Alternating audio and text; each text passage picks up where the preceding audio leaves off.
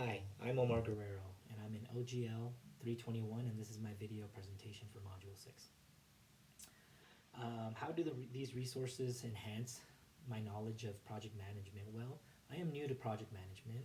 I added that minor to my degree, and I've always been intrigued with project management, being in the IT industry for a little over 20 years now. I've always been involved in somewhat of a project, been either a team member and then worked my way up to being a lead, and um, and so project management has always been something that has sparked my interest. And these resources further stress the importance of scope, schedule, and budget, as well as the constant communication. I cannot stress that out. In everything that I've read so far and all the different readings that we've been assigned, the blog entries have always stressed on the communication being the key, and assuming nothing, actually assuming nothing, period. You cannot assume anything. You have to um, really know uh, that the scope and the plan has to be relayed in terms of where no one can be led to any assumptions, because assumptions is just, it'll lead up to errors and it'll lead up to mistakes, and it just leads to uncertainty. Excuse me. These resources have helped me out in areas of PM since I am new to PM, never fully being involved with a project from start to finish. All the knowledge and resources are crucial to me, so I take everything, right now as like just overload of information. And as I work on projects, I'll start to incorporate some of the assertions and some of the plans that I've read, and some of the keys to um, leading to a successful or a failure in a project. The only way to incorporate anything is just by experience, and that's what I've learned in the IT industry and in my current position, is that trial and error is just key. It's the number one leader to experience. It's the number one ways to learning the key elements of what works, what doesn't, what kind of works, and how can we tweak it.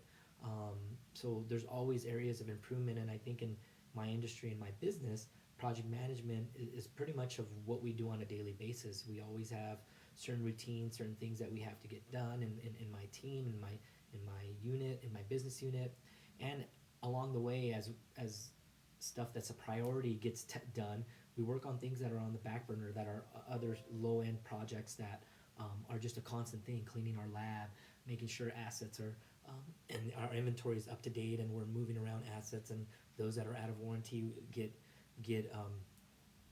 disposed of in a proper manner, and then they get removed from the book. So our daily activities, and my daily activities over the last 20 plus years in my workforce, has been somewhat of project management.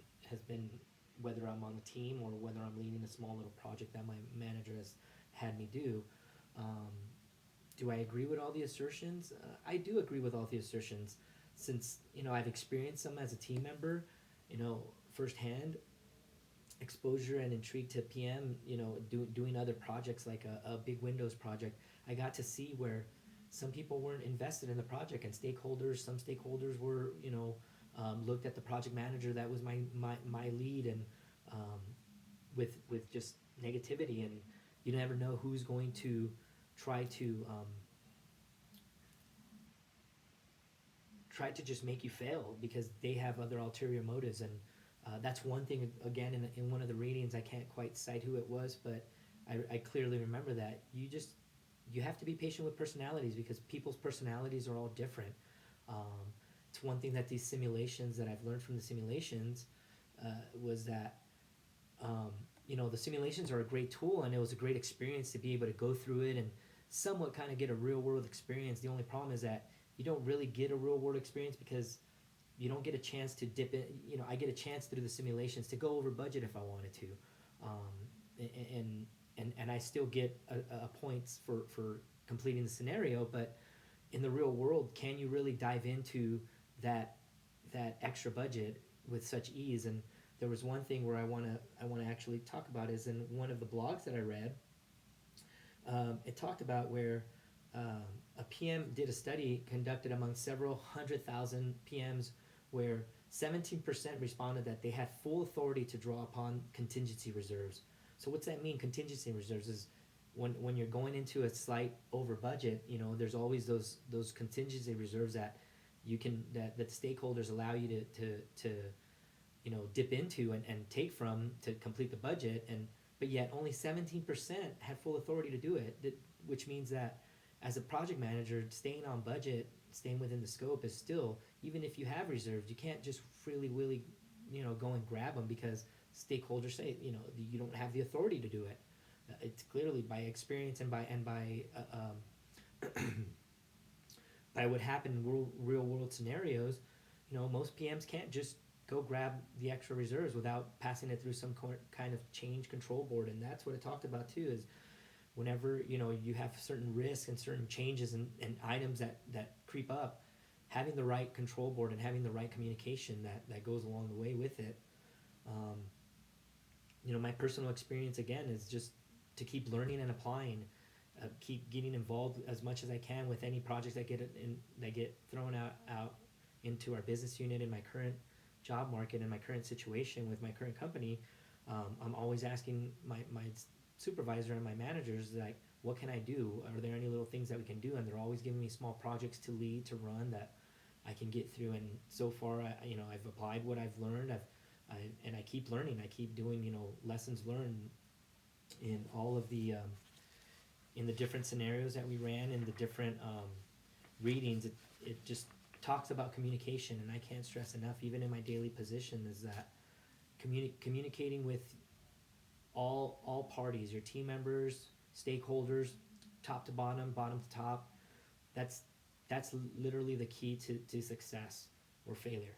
You know, you cannot ever over communicate how the project's going, because someone's always there to be able to give you some insight, especially when something's coming up and any you know, uncertainty and issues that come up around around the project. You're able to bounce them off by communicating. When you communicate that there's a problem right away, right off the bat, you can get, you know, someone with experience that has dealt with that, probably that same problem in a different project, can come up and say, this is how we handled it, and that's something that you can look at and adapt and adjust. And that's the whole thing, is that adapting and adjusting to what happens on a daily basis, week in, week out, through a project plan is the best way to be prepared, is just to allow yourself to know that you can take insight from everyone and communicate it with everyone, and that way you never know who might have that experience to be able to relay that back to you.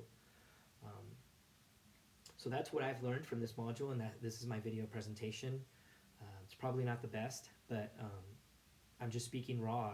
I'm speaking how I feel and what I've learned so far, and what I've seen, and everything that has been given to me as reading is just constantly, always just the 7 keys to, you know, to success or failure in a project. And one other blog that intrigued me really well was, you know, ethics, the 7 ethics tips for project managers, and it discusses how good ethical choices diminish risk, advance positive results, you know, increase trust, and determine long-term success, and build reputations. And, you know, building a reputation by just being ethically and morally right, and always communicating everything that happens, whether it's good or bad, and having those milestone moments, on applauding those that help you succeed.